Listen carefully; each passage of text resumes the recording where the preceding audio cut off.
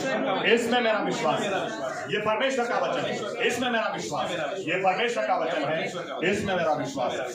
आइए, actually last Sunday JP साहब ने मुझसे कहा कि हम लोग जब मेरे घर पे वो थे, उन्होंने कहा मेरी इच्छा है कि इस संदेश को मैंने आधा छोड़ा है, इसको तुम खत्म करो।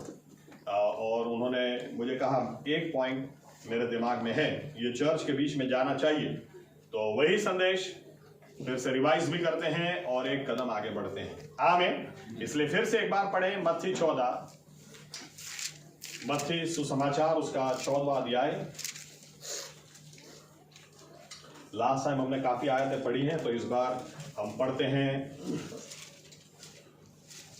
25वीं आयत से 31 तक पढ़ते हैं। 25 से 31।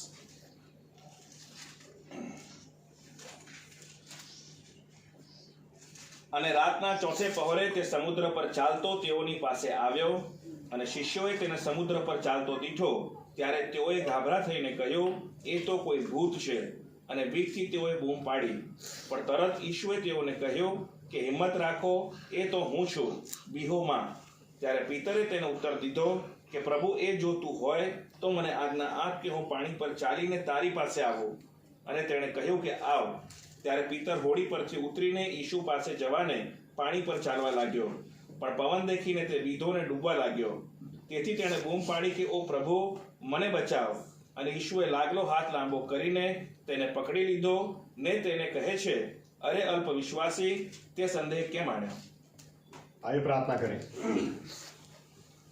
हमारे जीवित परमेश्वर प्रभु यीशु मसीहा, जो पढ़ा गया ये आपका वचन है, हम आपसे प्रार्थना करते हैं, विनती करते हैं, इन वचनों के द्वारा आप हमसे बात करें, आप हमसे व्यवहार करें। हम प्रभु यीशु नम्र होते हुए आपके पास आते हैं, हम सीखना चाहते हैं, हम आपकी आवाज सुनना चाहते हैं, आपका स्पर्श चाहते हैं, हमारे जीवनों में आपकी ओर से दिशा चाहते हैं। आप बोले हमारे स्वर्ग पिता, आप पवित्र आत्मा को हम पर उंडेल दें, ताकि पवित्र आत्मा इस वचन की सच्चाई में हमें लेकर जाए और वचन की सच्चाई हमें मुक्त कर दें प्रभु यीशुआ, ताकि हम जैसे हैं वैसे न रहें और हमारे बदले हुए जीवनों से आप ही को मान और महिमा मिले। हमारी आंखों को खोलें ताकि आपको देख सकें, हमारे कानों को खोलें ताकि आपकी आवाज को हम सुन सके। प्रभु यीशुआ मसीहा, हम आपकी स्तुति करते हैं, आपको धन्यवाद देते हैं, क्योंकि मांगने से बढ़कर आप देने वाले परमेश्वर हैं। ज्ञान बुद्धि और समझ की आत्मा दें, प्रकटीकरण की आत्मा दें, और आपकी मर्जी हमारे जीवनों में हमारे बीच में पूरी करके महिमा सिर्फ और सिर्फ आप लें। ये प्रार्थना प्रभु यीशुआ मसीहा के नाम से हम करते, साथ में कहेंगे आमीन। आमीन। धन्यवाद प्रभु यीशुआ। बैठ सकते अपनी जगह।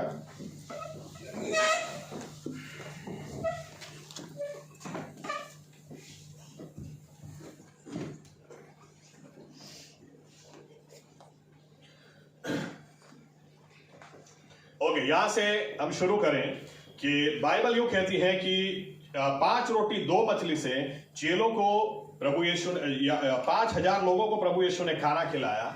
इस्तेमाल चेलों का किया। चेलो जानते थे कि ये खाना कहां से आया। इनको पता था 5 रोटी और 2 मछली ही थी, लेकिन जब उन्होंने बांटना शुरू किया तो वे जानते थे कि 5 रोटी 2 मछली ही थी। यीशु मसीह ने रोटी को लिया, उसे तोड़ा, आशीष देकर कहा बांटो, और वे बांटते ही चले गए, बांटते ही चले गए, बांटते ही चले गए, और खाना खत्म ही नहीं हुआ। यहां तक कि इतना सारा खाना बचा कि बाइबल कहती है 12 टोकरी खाना, बचा हुआ खाना इकट्ठा इन्होंने किया। फिर बाइबल कहती है यीशु मसीह ने अपने चेलों से कहा कि तुम जाओ, इस पार से उस पार जाओ, मैं बाद में आऊंगा। और वे प्रार्थना करने के लिए रुक गए।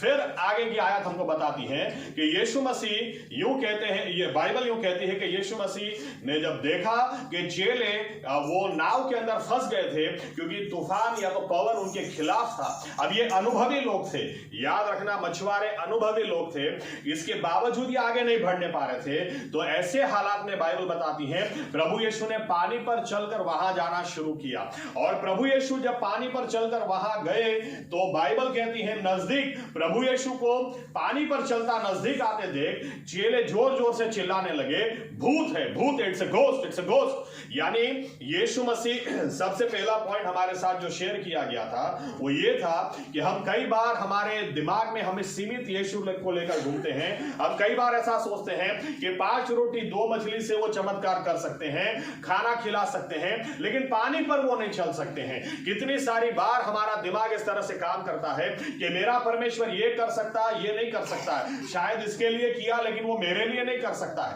लेकिन बाइबल हमको अंडरस्टैंडिंग या समझ देती है ईश्वर किसको बोलेंगे। याद रखना, हमारा बाइबल कहती है आदि में परमेश्वर ने आसमान और पृथ्वी को बनाया। आमीन आमीन। आदि का मतलब क्या होता है? आदि का मतलब है समय, वहां से परमेश्वर ने शुरू किया, परमेश्वर ने समय बनाया। याद रखना, जो मोबाइल बनाता है वो मोबाइल के अंदर नहीं, मोबाइल के बाहर है। आमीन आमीन। मोबाइल के नियम उसको लागू नहीं होते, उसने जो नियम बनाए उससे मोबाइल चलता है। परमेश्वर ने सारी सृष्टि को बनाया, लेकिन हम जिस परमेश्वर की आराधना करते हैं ये परमेश्वर सृष्टि के बाहर है। आमीन आमीन। क्यों अनंतकालिक जीवन की हम बात करते हैं? क्योंकि परमेश्वर समय में नहीं है, वो समय के बाहर है, समय उसने बनाया है। आमीन। इसलिए हम ईश्वर किसको बोलेंगे? परमेश्वर ने जब सारी पृथ्वी को बनाया तो पृथ्वी को बनाया तो ये हमको भी सोचना है कि ईश्वर किसको बोलेंगे या ईश्वर किसको मानेंगे।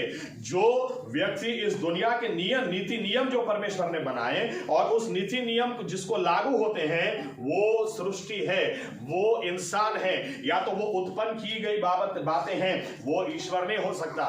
जो ईश्वर है जिसने नियमों को बनाया वो ईश्वर उन नियमों से परे होता है। आमीन। क्योंकि उसने तो बनाया है। इसलिए बाइबल कहती है भजन संहिता 90, पृथ्वी को बनाने से पहले से वो ईश्वर है।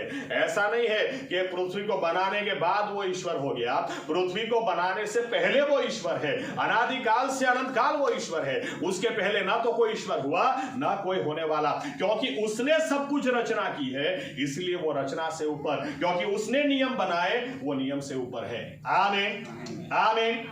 और इसीलिए पानी पर कोई भी चल नहीं सकता।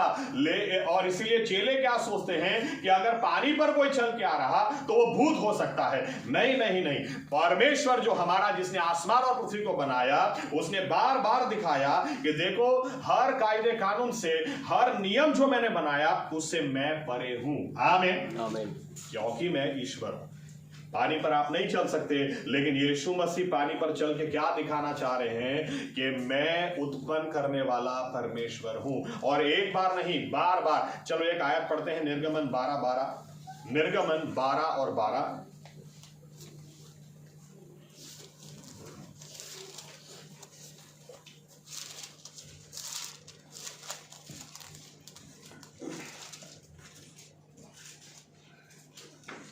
કેમ કે તે રાત્રે હું આખા મિસ્ર દેશમાં ફરીશ ને મિસ્ર દેશમાં મનુષ્યના તથા પશુના સર્વપ્રથમ જનિતને મારી નાખીશ અને હું મિસ્રના સર્વ દેવો પર ન્યાય શાસન લાવીશ। હું यहोवा છું। देखो परमेश्वर ने क्या बोला कि मैं मिस्रियों के हर देवी देवता के ऊपर न्यायासन लाऊंगा। मैं दिखाऊंगा कि ये देव नहीं है, मैं देव हूं। आमीन। मैं परमेश्वर हूं। और इसीलिए क्योंकि हर जो 10 चमत्कार परमेश्वर ने किए उनका कारण यही था कि ये लोग इन लोगों को, इन बातों को देवी देवता मानते थे। उदाहरण के तौर पर नाइल नदी को ये देवी मानते थे, नदी माता है। परमेश्वर ने इसको ही खून में परिवर्तित कर दिया कि ये तुम अगर मानते हो कि ये तुम्हारी माता है, मैं इससे बड़ा हूं। अपने आप को ठीक कर बताए। आमीन। मिस्र का इतिहास आप पढ़ोगे तो मिस्री लोग ये मेंढक की पूजा भी करते थे, इसलिए परमेश्वर ने हर एक के घर के अंदर मेंढक लाके बिठा दिए, लो अभी करो। परेशान हो गए, परेशान, इतने परेशान। उदाहरण के तौर पर कितने लोग गाय की पूजा करेंगे, गाय को माता करेंगे, लेकिन सब्जी मंडी में आप जाओ, देखो गाय को कितनी पड़ती है उधर। हाँ, यही लोग जो वहां पे पूजा की बात करते हैं, गाय हमारी माता है की पूजा करते हैं, इनको बोलो ना जाकर गाय को मारते क्यों हो इतना? अरे तुम्हारी सब्जी खाती तो खाने दो ना, तुम्हारी माँ खा रही है। तुम अगर मेंढक को ईश्वर मानते हो तो लो, तुम्हारा ईश्वर से तुम्हारा घर भर गया। अब क्यों मूसा को बुला रहे हो? क्यों बोल रहे हो कि अरे निकालो इसको इधर से यार, परेशान हो गए हम। अरे ईश्वर से कोई परेशान होता है क्या? बार बार परमेश्वर ने दिखाने की कोशिश की। यहां तक ये लोग दिन को भी पूजा करते थे, रात को भी पूजा करते थे। परमेश्वर ने 3 दिन इतना अंधेरा कर दिया कि करो ना पूजा, रात की पूजा करते हो तो करो। लेकिन परेशान हो गए, मूसा को बुलाकर, अरे बाजू में कौन खड़ा वो भी नहीं दिख रहा, अरे बोल परमेश्वर को कि दिन हो।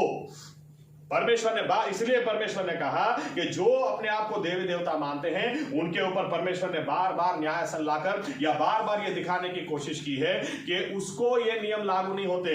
आप मानते हैं कि नदी आपकी माता है, जाओ उस नदी के पास और नदी को जाकर बोलो, हे मां मुझे इस पार से उस पार जाना है, जरा रास्ता दे देना। देगी क्या?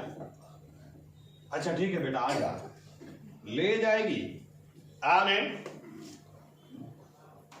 लेकिन उसी लाल समंदर के आगे परमेश्वर ने 2 हिस्सों में उसको बांट कर दिखाया कि मैं उत्पन्न करता परमेश्वर हूं। चमत्कार किसको बोलोगे आप? चमत्कार उसी को बोलोगे जो कुदरती नियमों से ऊपरे हैं, और चमत्कार वही कर सकता। बाइबल कहती है भजन संहिता 136 और 4, हमारा परमेश्वर वो आश्चर्य कर्म करने वाला परमेश्वर है। इसीलिए विश्वासी लोग, अगर आप बाइबल के परमेश्वर में विश्वास करते हैं, चमत्कार होगा ही, ये अपेक्षा आपको रखनी ही है।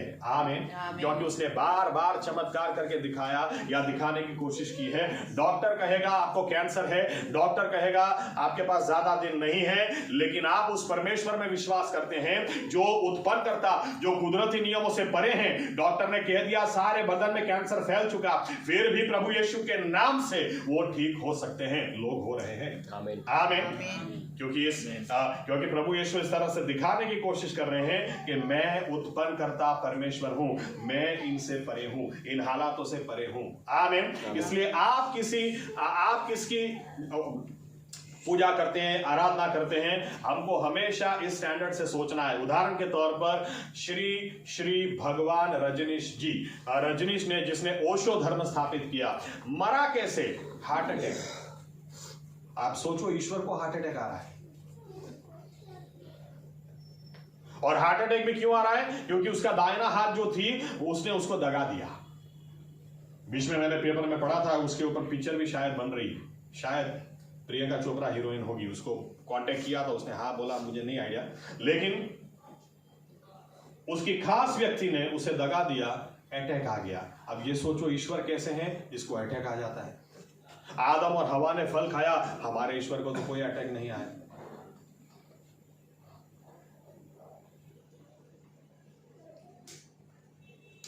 हमको दिमाग लगाना है। किताब लिखी थी एक रजनीश ने, नाम में क्या रखा है? नाम में क्या रखा है कि आप, ये लाइट है, अगर इसको पंखा बोला होता तो आज इसका नाम पंखा होता, और पंखे को लाइट बोला होता तो आज इसका नाम ये होता। अरे नाम में कुछ नहीं रखा भाई, तो तुमने तो किताब का ही नाम रखा है। नाम में क्या रखा है? नाम में क्या रखा, वो किताब का नाम है। करोड़ों किताबों में से तुमको किताब चाहिए तो क्या बोलना पड़ेगा?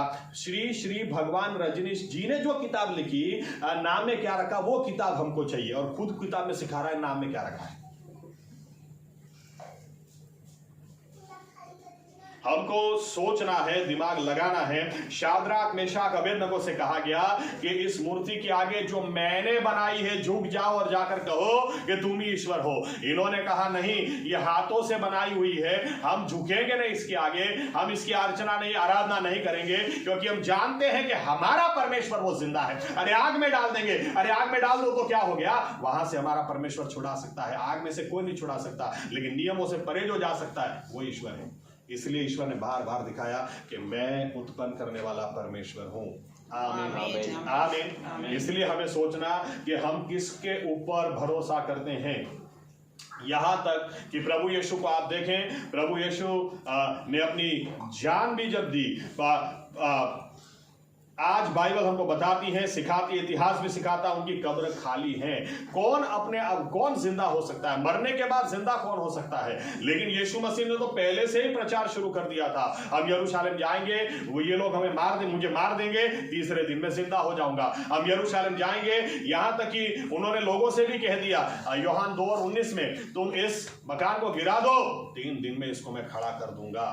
लेकिन उतना ही नहीं कि बोला बोलने वाले तो बहुत होते हैं। करके भी दिखाया। पहला कोरिन्थी 15वां अध्याय 54, 55, 56, 57 आयतें हमको बताती हैं वो पुनरुत्थान पाया, उतना ही नहीं लेकिन पुनरुत्थान भी इस तरह से पाया कि मृत्यु को निगल गया, ताकि जो कोई उस पर विश्वास करे वो भी मरेगा नहीं, वो भी हमेशा के लिए जिएगा। आमीन आमीन आमीन। तो कौन से ईश्वर की आप बात करते हैं या किसको ईश्वर आप मानते हैं? तो हमारे दिमाग में बहुत अलग अलग ईश्वर की प्रतिमाएं हम लेकर घूमते हैं, लेकिन बाइबल का परमेश्वर वो उत्पन्न करता परमेश्वर है। अगर 5 रोटी 2 मछली से खिला सकता है तो पानी पर भी वो चल सकता है, सूरज को भी थमा सकता है। सूरज को हिजकिय्याह ने कहा वो पीछे भी 10 घंटे ले जा सकता है, उसको कुछ भी नामुमकिन नहीं है। ये बाइबल का परमेश्वर है और ये परमेश्वर आराधना के लायक परमेश्वर। आमीन आमीन आमीन। तो ये बातें हमने लास्ट संडे को सुनी।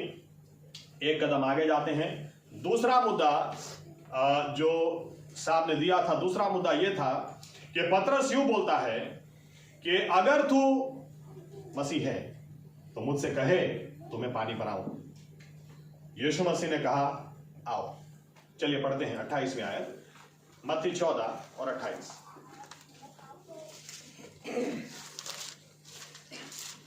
ત્યારે પીતરે તેને ઉત્તર દીધો કે પ્રભુ, એ જો તું હોય તો મને આજ્ઞા આપ કે હું પાણી પર ચાલીને તારી પાસે આવું। આગળ અને તેણે કહ્યું કે આવ। ત્યારે પીતર હોડી પરથી ઉતરીને यीशु પાસે જવાને પાણી પર ચાલવા લાગ્યો। ओके, अगर इस दुनिया में कोई पानी पर चला है तो सिर्फ यीशु मसीह चले, लेकिन प्रभु यीशु को धन्यवाद कि उनकी बदौलत पतरस भी पानी पे चला है। आमीन आमीन आमीन। लेकिन यहां पर एक मुद्दा ये समझना हमारे लिए बहुत जरूरी है। मैं उदाहरण इस तरह से देता हूं। कुछ वर्षों पहले की बात है, अगर मैं गलती नहीं कर रहा हूं तो शायद 90 का दशक होगा। साउथ कोरिया में ये बात बनी थी। एक जगह मीटिंग चलती थी और नदी में पानी बहुत कम रहता था, तो इतनी जबरदस्त मीटिंग होती थी। उस मीटिंग में जो भी जाता था पवित्र आत्मा से भरकर आ जाता था। 3 दिनों की मीटिंग थी, 2 दिन बहुत जबरदस्त मीटिंग रही। तीसरे दिन इस गांव से उस गांव में जब लोग जा रहे थे तो नदी किनारे एकदम रुक गए। अचानक से बहुत पानी नदी में आ गया। तो ये लोग सोचने लगे अरे यार इतना बढ़िया काम हुआ है और आज आखिरी दिन है और पानी की वजह से हम जा नहीं पाएंगे। ऐसे समय 3 लड़कियां आगे आई और उन्होंने आकर लोगों से कहा अरे क्यों डरते हो, हमारा परमेश्वर थोड़ी ना बदल गया है। पतरस का परमेश्वर वही हमारा परमेश्वर है। आज हम पानी पे चल के इस साइड से उस साइड जाएंगे। और तीनों लड़कियों ने एक दूसरे के हाथ पकड़े और जैसे ही पानी पर कदम रखा तीनों डूब के मर गई और समंदर में से दूसरे दिन उनकी डेड बॉडीज प्राप्त हुई। तब साउथ कोरिया के न्यूज़पेपर में हेडलाइंस थे, देखो इनका परमेश्वर इनको बचा नहीं पाया, देखो इनका परमेश्वर इनको बचा नहीं पाया। जब कलीसिया के लोग योंगी चौ साहब को पूछने लगे कि पास्टर साहब क्यों ऐसा हुआ, क्या हमारा परमेश्वर बदल गया है, ये लड़कियां क्यों मर गई, इनको भी समझ में नहीं आया। 3 दिन इन्होंने उपवास प्रार्थना की, कहा प्रभु यीशु मुझे जवाब चाहिए, क्योंकि मुझे अगले संडे लोगों को चर्च में जवाब देना है। आज हर जगह ये बातें चल रही है, आग की तरह पूरे साउथ कोरिया में ये बात फैल गई, यहां तक कि विदेश में भी चली गई। तीसरे दिन परमेश्वर की आवाज उन्होंने सुनी, पतरस पानी पे चला, सही में चला, उस हिस्से को निकाल फिर से पढ़, जब तक समझ में नहीं आता बार बार पढ़, वहां से तुझे जवाब मिल जाएगा। इन्होंने निकाला, ये मत्ती 14 पढ़ना शुरू किया, वापस वापस वापस, एकदम से समझ में आया यीशु मसीह तू पानी पे चल सकता है तो मैं भी चल सकता हूं। इस तरह से पतरस नहीं चला है, तू मुझे कहे आमीन, तो मैं पानी पर आऊं। आमीन आमीन आमीन। तू नहीं बोलेगा तो मैं नहीं आ सकता, तू बोल, तू मुझे कहे। और यीशु ने कहा आओ, तब वो चला है। आमीन। और योगी जो साहब ने तुरंत लोगों से कहा, जाकर पता करो वो तीनों लड़कियां ऐसे ही चलने लगी थी कि चलने से पहले उन्होंने प्रार्थना की थी। उन्होंने क्या परमेश्वर से पूछा था कि परमेश्वर तू तो वही का वही है, तो क्या हमें भी अनुग्रह देगा? तू कहे तो हम पानी पे चल के जाएं। पूछा ही नहीं है, डायरेक्ट कदम रख दिया। और एक उदाहरण देता हूं, वही योगी चौहान साहब की किताब में मैंने पढ़ा था। उन्होंने करोड़ों रुपए का चर्च बिल्डिंग बनाया। कुछ गवाही भी देता हूं, उनके चर्च में कोई नहीं था, या तो मैं यूं कह दूं 50 लोग थे उस वक्त। आज 8 लाख लोग हैं। 3 या 3.5 साल पहले वो गुजर गए अभी तो। तब कोई भी नहीं था, 50 लोग थे और ऐसे ही बैठते थे। एक दिन परमेश्वर की आवाज सुनी कि योइडो टापू के ऊपर, ओके आइलैंड है, वहां पर एप्लीकेशन बाहर निकली है, वो स्पेशली टापू पर चर्च बनाना है, तो तुम जाकर अप्लाई करो। ये सोचने लगे टापू, और उस वक्त में साइकिल लेकर घूमते थे। तो गए, लाइन में तो खड़े हो गए। अब लाइन में खड़े हो गए, फिर आगे वाले को पूछते हैं, अच्छा तुम भी अप्लाई करने आए हो? बोलते हैं हाँ। क्या, कौन से? मेथोडिस्ट चर्च से। है? तुम प्रेस्बिटेरियन चर्च से। तुम कहां से आए हो? साल्वेशन आर्मी से। ये सोचने लगे, बॉस अपना तो क्या नंबर लगेगा, मुझे तो चर्च का नाम पूछेगा, निकल इधर से। लेकिन परमेश्वर ने बोला है तो मैं खड़ा रहूंगा। एक बलिदान भी उन्होंने दिया था। बहुत मुश्किल से उन्होंने $2,500 साउथ कोरियन करेंसी $2,500 इकट्ठा किया था, और यहां पर $2,500 फॉर्म की फीस थी। तो उनके पास पूरा बन नहीं रहा था, इसलिए उन्होंने कुछ चीजें बेच भी दी और $2,500 पूरे बनाए और लाइन में खड़े रहे, और पैसा रिफंड भी नहीं आने वाला था। भर दिया। ये सोचने लगे अपना नंबर किधर लगेगा यार, मेथोडिस्ट चर्च है ना, ये चर्च है, बड़े बड़े चर्चों ने अप्लाई किया। अब उनको एक बात पता नहीं थी कि उसके बाद उनकी चर्च सर्विस में एक बहन आई प्रार्थना करवाने के लिए। उसको बहुत सारी समस्या थी, और इनको सामने से परमेश्वर ने दिखाया और प्रार्थना की, वो ठीक हो गई। उतना ही नहीं कि वो इतनी खुश हो गई, उन्होंने कहा मैं नेक्स्ट संडे मेरे हस्बैंड को लेकर आऊंगी। वो उनके हस्बैंड को लेकर आई। उनका हस्बैंड को लगा यहाँ पे सब नथिंग चल रहा है, उनके हस्बैंड के जीवन में भी काम हो गया। तो उनका हस्बैंड उनको चर्च सर्विस के बाद क्या बोलता है, पास्टर कल सुबह आप मेरी ऑफिस आ जाओ। वो जमीन के लिए आपने एप्लीकेशन डाली है, ऐसा मेरी वाइफ बता रही थी चर्च बिल्डिंग के लिए। तो इन्होंने कहा हाँ मैंने डाली हुई है। बोले आपको ही मिलेगी, आप कल सुबह मेरी ऑफिस आ जाओ, क्योंकि आप मुझे नहीं जानते हैं, मैं यहाँ का मेयर हूं। ये मेरी वाइफ है जो आपके चर्च में आती है, और मुझे ही साइन करनी है। ये मेरा कार्ड है, सुबह आ जाओ, मैं जमीन आपको दे देता हूं। कितनी बड़ी बात, आमीन। लेकिन उतना ही नहीं, उसके बाद इनको लोन नहीं मिल रही थी। बड़ा चर्च बिल्डिंग इनको बनाना था, तो मेयर की पहचान से लोन भी मिली, काम शुरू हो गया, अच्छा चर्च बिल्डिंग भी वहां पे बन गया। अब एक बार यूं हुआ, 8 से 9 महीने इनके इंस्टॉलमेंट बाउंस होने लगे, भर नहीं पा रहे थे।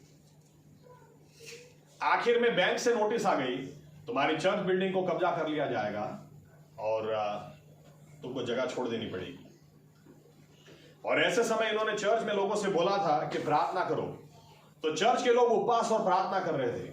ये इतने निराश हो गए कि जिंदगी में पहली बार इन्होंने सोचा कि मैं खुदकुशी कर लूं, क्योंकि अगर चर्च को ताला लग जाएगा मैं किसी को क्या मुंह दिखाऊंगा। तो एक नई सी बिल्डिंग बन रही थी, वहां 6-7वें माल पे चढ़ गए कि इधर से मैं कूद जाता हूं। जब वो वहां पर गए तो वहां पे परमेश्वर की आवाज सुनी, एक बाजू तू प्रार्थना करता है कि प्रभु काम करो, और मैं क्या काम कर रहा हूं वो देखने के लिए तुझे जिंदा भी नहीं रहना, चल उतर इधर से और चर्च में जा। अब आवाज इतनी सॉलिड सुनी थी कि ठीक है चर्च में जाता हूं, देखते क्या होता है। चर्च में ये बाहर जाकर खड़े रहे।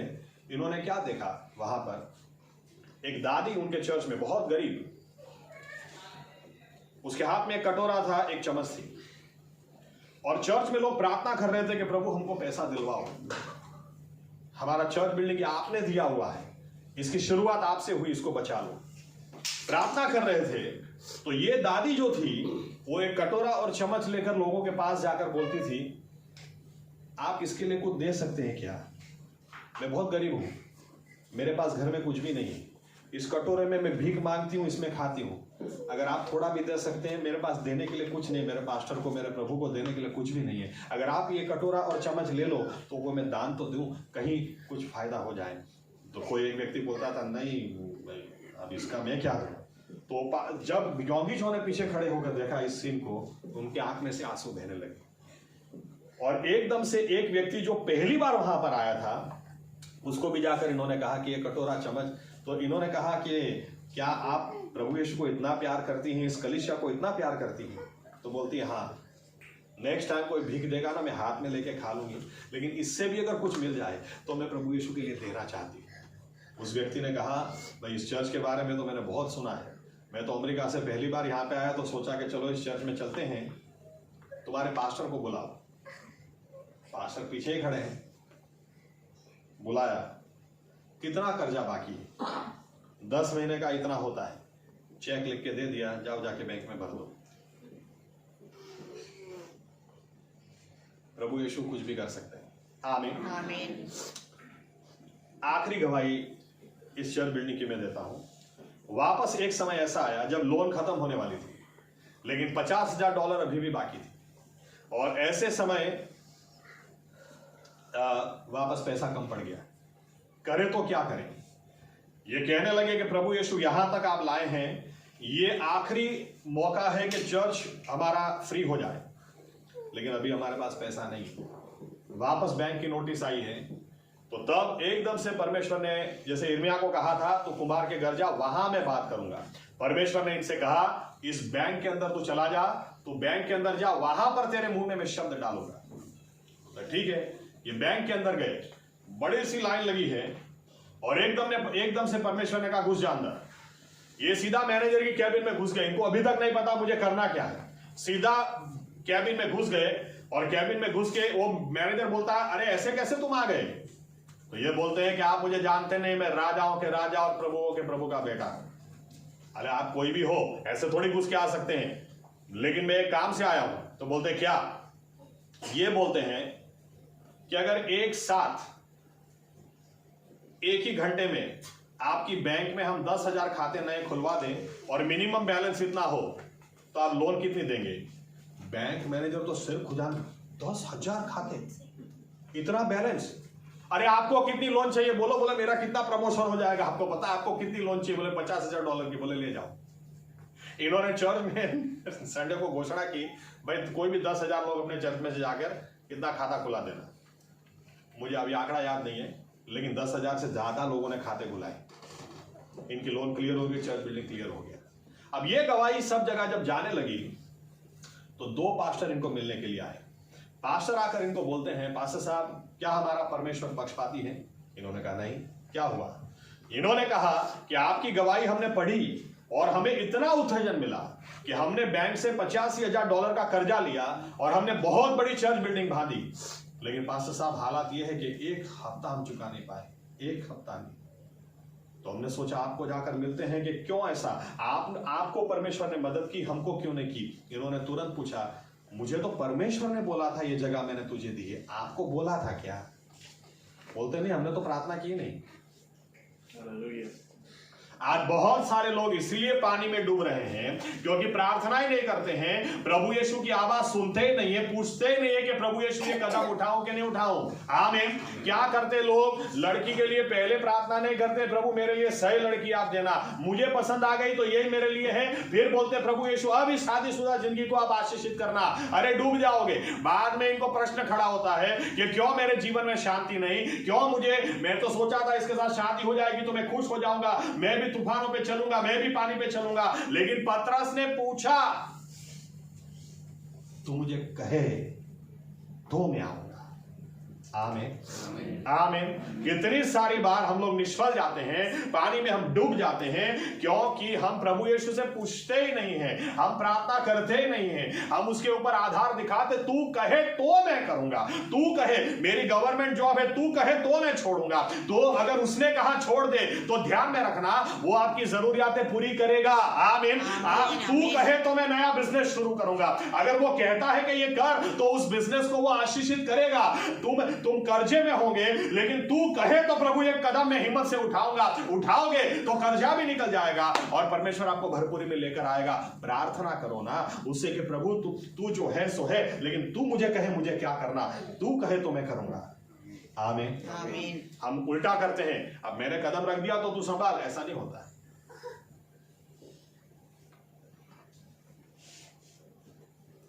इसलिए ये पॉइंट बहुत जरूरी है।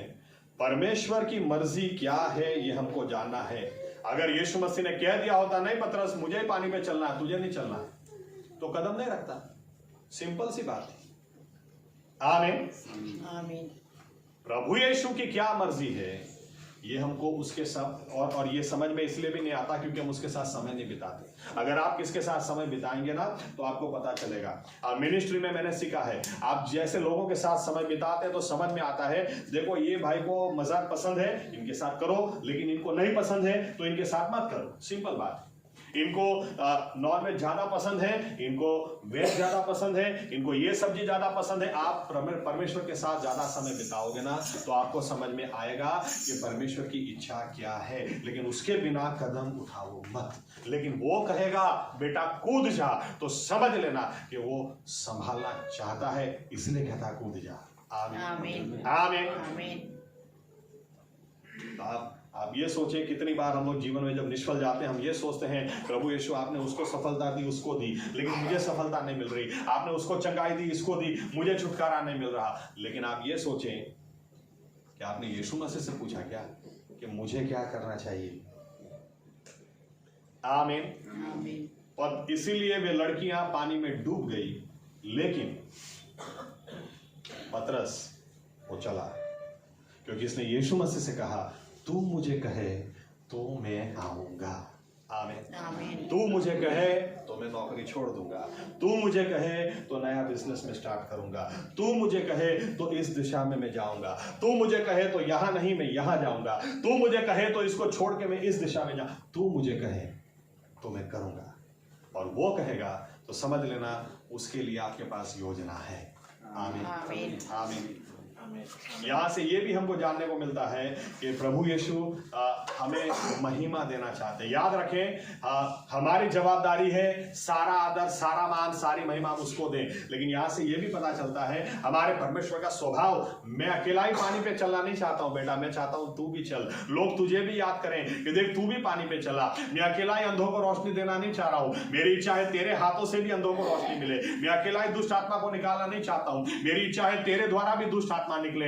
मैं पानी पर अकेला चलूं ऐसा नहीं, तू भी बेटा पानी पर चल। मुझे अगर लोग याद रखें तो तुझे भी याद रखें। कितना महान परमेश्वर है। आमीन।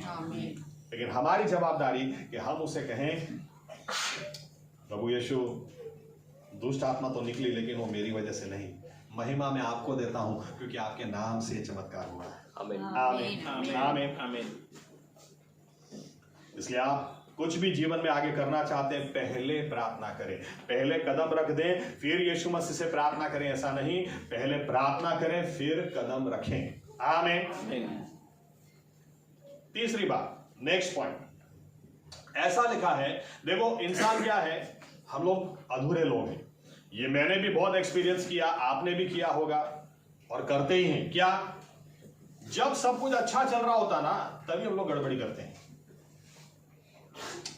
आदम हवा को क्या जरूरत है फल खाने के लिए, जब पूरी बाड़ी तुमको दी, अरे खाओ ना जितना खाना, अरे खा खा के थक जाओगे। मुझे तो मेरी कल्पना जब मैं करता हूं तो मुझे तो ऐसा भी लगता है कि हो सकता है शायद भिंडी टेस्ट की होगी, करेला अभी तक नहीं किया होगा, दूधी खाई होगी, बैंगन नहीं खाए होंगे अभी तक, मेरा कहने का मतलब कितना कुछ खाया नहीं होगा। अरे जब सब मस्त चल रहा है, टाइम से परमेश्वर तुमको मिलने आ रहा है, अच्छी संगति तुम्हारी हो रही है, परमेश्वर ने बोला ये खाओ ये खाओ, ये अरे सब खाओ, अभी तुमने सब टेस्ट भी नहीं किया होगा, लेकिन तुमको वही गड़बड़ी करनी है जो परमेश्वर ने मना किया। परमेश्वर ने बोला ये मत खाना, तुमको वही खाना है। अब पतरस के बारे में सोचें, मौजों पर चल रहा है, अरे उसका मजा उठाना भाई। पता नहीं वो कितने कदम चला, लेकिन एक एक कदम में क्या एक्साइटमेंट होगा आप सोचें। ऐसे ऐसे मौजे जाते होंगे, यार चलो प्रभु, अरे प्रभु ये तो। लेकिन अच्छा चल रहा था, सब अच्छा चल रहा था। क्या लिखा, इसके बाद वो तूफानों को देखने लगा। क्या जरूरत है भाई, जब सामने देखकर तुम मौजों पर चल रहे हो तो चलो ना। कई बार जीवन में लोगों को यही प्रश्न होता है, जब सब सीधा चल रहा है तो कौन गड़बड़ी कर रहे हो, सीधा चल रहा है तो चलने दो। लेकिन पतरस पानी पर चला, उतना ही नहीं, बाइबल कहती है फिर तूफानों को देखने लगा। देखो तूफान तो पहले भी थे, उसके ऊपर ही वो चला। ऐसा तो है नहीं कि तूफान अभी आ गए। आमेन। प्रश्न पहले भी थे, लेकिन फिर भी एक उसके बीच में गवाही खड़ी हो रही थी कि वो पानी में चल रहा था। लेकिन उसने देखा तो लिखा है डर गया। इतने कदम चलने के बाद वो डर गया। क्यों? और डरा तो क्या हो गया, फिर वो कदम पानी पर नहीं रखने पाया, फिर डूबने लगा। जो पानी ने अभी तक उसको संभाले रखा था, जब तक यीशु मसीह की ओर उसकी नजर थी, पानी पे चल रहा था, लेकिन जब तूफानों को देखा, उसी पानी पर जिसके ऊपर वो चला, वहीं पर डूबने लगा। आमीन। यहां से हमको क्या सीखने को मिलता है? यीशु मसीह की ओर नजर हटी, वो हाईवे पे लिखा होता है, नजर हटी तो दुर्घटना घटी। लेकिन यहां से हमको यह सीखने को मिलता है, अरे हम पानी पे, हम नाव में भी थे तो उसने नाव को डूबने नहीं दिया, तूफानों को खत्म नहीं करने दिया, वो हमको बचाने के लिए वहां तक आया। अगर हमारे पास कुछ गवाही है कि मैंने प्रार्थना की, उसने जवाब दिया, उसने मुझे बचा लिया। अरे मुझे तो अनुभव नहीं था, मैं तो सोचा भी नहीं था, लेकिन मैंने प्रार्थना की, उसने दुष्ट आत्मा को निकाल दिया। अरे इतने अनुभव हो गए, तो यहां तक आए ही कैसे हैं? यीशु मसीह पर नजर रखकर आए हैं, तो आगे कैसे जाएंगे? यीशु मसीह पर नजर रख के ही जाएंगे, दूसरा कोई रास्ता नहीं। आमीन आमीन। लेकिन हमारा परमेश्वर सही में कितना महान है, वो हमारी कमजोरियों को जानता है, उसको पता है कि ये इधर का उधर देखेगा जरूर, उसको पता है आज चल रहा है कल डूबेगा जरूर, इनको पता है। लेकिन इनको ये भी पता है, देखो दूसरे इंसान होते तो आप सोचो, अगर यीशु मसीह नहीं होते और कोई और होता और हम डूबने लगे और कहे अरे बचाओ तो यार, अरे बचाओ तो यार, तारे बुद्धि वगैरह ना माना ना फेरा बागन पड़ की दे। हाँ, लोग ऐसा हमको बोलेंगे, किसने बोला इधर उधर देखना? लेकिन यीशु मसीह को आप देखो, प्रभु मुझे बचा ले, लिखा तुरंत बचा लिया। हालेलुया, ये हमारा परमेश्वर है। आमीन आमीन आमीन। ये पहले भी प्रार्थना करता है।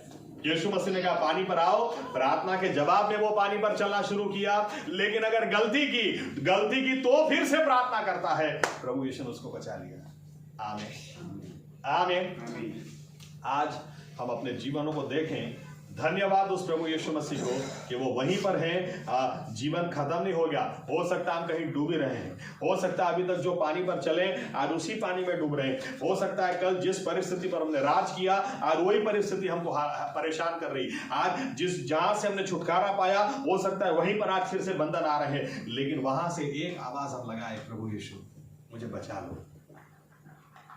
कितने लोग डूब जाएंगे, कितने लोग क्या करेंगे पता है? ऐसे हालात में देखो, प्रभु ने मुझे छोड़ दिया इसलिए मैं डूब रहा हूं। अरे प्रभु ने तो तुमको छोड़ा नहीं, वो तो वहीं का वहीं खड़ा है, अभी भी पानी पे वो खड़ा है। तुमने तूफानों को देखना शुरू कर दिया, इसलिए तुम्हें दिखाई नहीं दे रहा कि वो तुम्हारे पास सामने ही खड़ा है, वो तुमको मरने नहीं दे रहा। मर जाओ उसके पहले एक आवाज लगा के तो देखो, तुरंत बचाएगा, तुरंत छुड़ाएगा। और उतना ही नहीं, नाव में ले जाकर। मैं तो ये भी सोचता हूं, क्योंकि दो कल्पनाएं यहां पे काम करती हैं कि जब पतरस ने आवाज लगाई तो मुझे नहीं पता कि प्रभु यीशु ने सीधा उठा के हाथों में उठा के उधर नाव में डाला, या फिर क्योंकि नाव और इनके बीच में अंतर था, कुछ कदम पतरस चला था।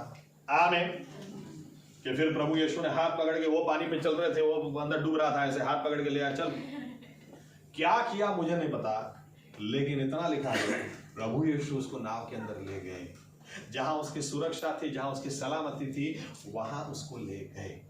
और लिखा है जैसे यीशु मसीह ने अंदर कदम रखा, नैया किनारे लग गई। आमीन। आमीन। क्या सीखने को हमें मिलता है? यीशु मसीह की ओर नजर लगा कर रखो, क्योंकि यीशु मसीह की ओर नजर लगाएंगे तो वही तूफानों पर हम चलते चले जाएंगे, वही नामुमकिन परिस्थिति पर चलते चले जाएंगे। जो परिस्थितियां दूसरों को डरा रही, दूसरों को डुबा रही, उसके ऊपर हम चलते चले जाएंगे। आमीन। यीशु मसीह पर नजर लगा कर रखो। और अगर कहीं गलती हो भी गई है हमसे कि हमने तूफानों को देख लिया, प्रश्नों को देख लिया, इजरायली लोगों से बाइबल कहती है देखो सब ठीक चल रहा है, जैसे मैंने कहा हम ज्यादातर वहीं पे सब ठीक चल रहा है, डेली हमको एसी मिल रहा है, हीटर, दिन को एसी मिल रहा है, रात को हीटर मिल रहा है, टाइम से खाना मिल रहा है, माना मिल रहा है, और शाम को नॉनवेज मिल रहा है, सब कुछ काम करने का नहीं है, कपड़े भी आपके नहीं फट रहे, जूते भी आपके पुराने नहीं हो रहे, सब कुछ अच्छा चल रहा है। लेकिन इसके बीच में जब 12 जासूसों को अंदर कनान में भेजा, बाइबल कहती है 10 लोग आकर बोलने लगे, अब यहां पर गड़बड़ी हो गई, आकर बोलने लगे बहुत बड़े आदमियों को हमने देखा, राक्षसी आदमियों को देखा, 15-15, 20-20 फुट, हम तो तीड़ के समान लगते हैं, हम नहीं जा सकते अंदर। यहोशुआ और कालेब ने कहा अरे जो परमेश्वर यहां तक लाया, ये 10 लोगों की नजर उन राक्षसी आदमियों पर थी, उन तूफान पे थी, और इनकी नजर अभी भी प्रभु यीशु उनके परमेश्वर पर थी। अरे जो छुड़ा के यहां तक लाया वो आगे ले जाएगा। और ये लोग क्या बोल रहे थे? हम डूब जाएंगे, डूब जाएंगे। तो परमेश्वर ने क्या बोला? जो बोलते डूब जाएंगे वो डूब जाएंगे, जो बोलते हम जाएंगे वो जाएंगे। आमीन। आपकी नजर कहां पर है? हो सकता है हम कहीं डूब भी रहे हैं, लेकिन प्रभु यीशु को धन्यवाद, हम डूब के मर नहीं गए। प्रभु यीशु अभी भी वहां पर है। उसको आवाज लगा दें, प्रभु यीशु मुझे छुड़ा ले इस हालात से, मुझे बचा ले यहां से। तुरंत वो नैया में ले जाएगा। आमीन। तुरंत वो सलामती में ले जाएगा, तुरंत वो सुरक्षा में ले जाएगा। वो चुप नहीं बैठेगा। आमीन। क्योंकि वो सर्वशक्तिमान परमेश्वर है। जिन हालातों में दूसरे आपकी मदद करने नहीं आ सकते, वहां पर वो आएगा। आपकी कमजोरी में वो सामर्थ्य ले लेगा। और आप कहीं डूब भी रहे, आप उसको आवाज तो लगा कर देखें, वहां से आपकी नाव में वो उतना ही नहीं कि नाव में ले जाएगा, नैया को किनारे भी लगा देगा। आमीन। आमीन। आइए अपनी जगह खड़े हो जाए।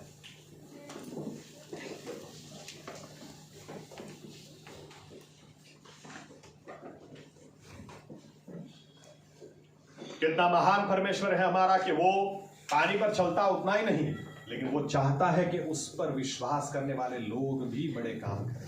आमीन। लेकिन वो चाहता है पहले हम प्रार्थना करें, पहले हम उसकी मर्जी को जानें। पौलुस जब परमेश्वर की मर्जी को जानता था तो कहता था, जो मुझे सामर्थ्य देता उसकी सहायता से मैं सब कुछ कर सकता हूं। क्योंकि वो परमेश्वर की मर्जी को जानता था, और परमेश्वर की मर्जी को इसलिए जानता था क्योंकि परमेश्वर के साथ वो ज्यादा समय बिताता था। परमेश्वर ने बोला बिजनेस स्टार्ट करो तो करो, जब बोला ही नहीं, पूछा ही नहीं तो क्यों करते? परमेश्वर ने बोला इससे शादी करो तो करो, जब बोला ही नहीं तो क्यों करते? क्यों पहला कदम उठाते? हर बात में उसके आगे झुक जाओ,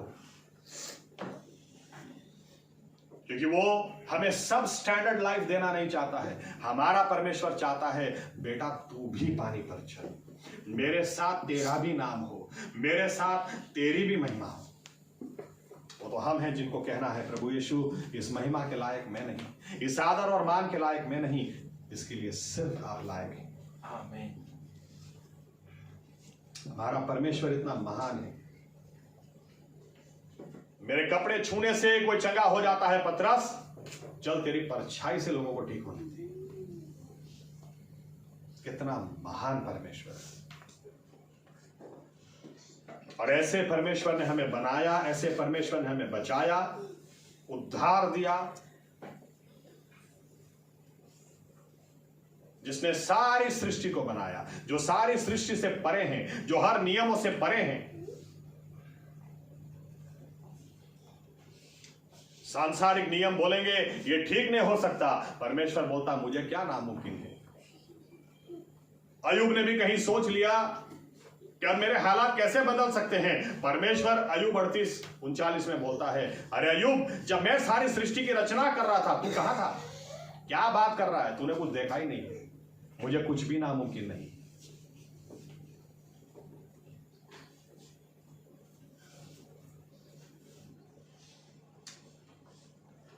ये परमेश्वर प्रभु यीशु मसीहा, इनकी और हम नजर लगाए रखें तो तूफानों पे हम चलते चले जाएंगे। जिस तूफान ने नैया को रोक के रखा था, उसी तूफान पर पतरस ने चलना शुरू किया। जिन हालातों ने हमें रोक के रखा, उन्हीं हालातों को पैर के नीचे रौंदते हुए हम आगे बढ़ते चले जाएंगे। नजर प्रभु यीशु पर रखी। लेकिन गलती पतरस से हुई, हमसे भी अगर हुई है, हमने भी हमारी नजर यीशु मसीह से हटाकर प्रश्नों की ओर लगाई। देखो प्रश्न कितना बड़ा है मेरा, देखो प्रश्न कितना पेचीदा है मेरा, देखो कितना कंफ्यूजन है। ये हालात अगर आज हमें डुबा रहे हैं, फिर से एक बार पतरस ने फिर से एक बार प्रभु यीशु की ओर नजर लगाई, कहा प्रभु मुझे बचा ले। सोचने वाली बात, एक मछुआरा पानी में कैसे डूब के मर सकता है, लेकिन इसने इतना हद तक मौजों को, तूफानों को देख लिया कि वो तैर भी नहीं पा रहा था। बरसों का अनुभव उसको काम नहीं आ रहा था, लेकिन धन्यवाद हो प्रभु यीशु सामने थे। प्रभु मुझे बचा ले। प्रभु यीशु ने तुरंत उसको उठा लिया, नैया में बिठा दिया, नैया को किनारे भी लगा दिया। प्रभु यीशु मसीहा हमारी कमजोरियों को लेकर आज हम आपके पास आते हैं। हमारे पास भी बीते हुए दिनों में बड़ी गवाहियां हैं।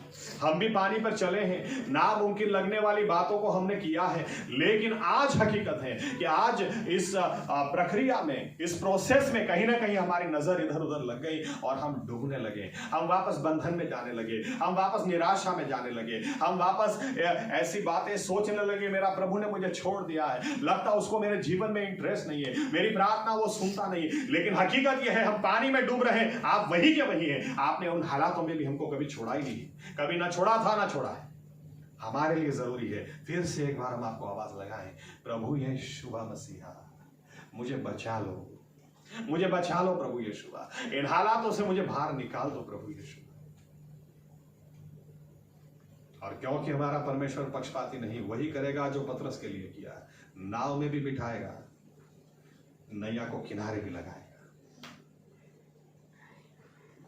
प्रभु यीशु धन्यवाद, ऐसे ईश्वर आप मिले हैं कि आप चाहते हैं हम आपकी ओर नजर लगाए रखें और आपकी मर्जी जाने, और आपकी मर्जी जाने हम भी पानी पे चले, हम भी जो आज नामुमकिन लगता कल उसको मुमकिन करते आगे बढ़ते चले जाएं, ताकि हमारे जीवनों से आप ही को मान और महिमा मिले।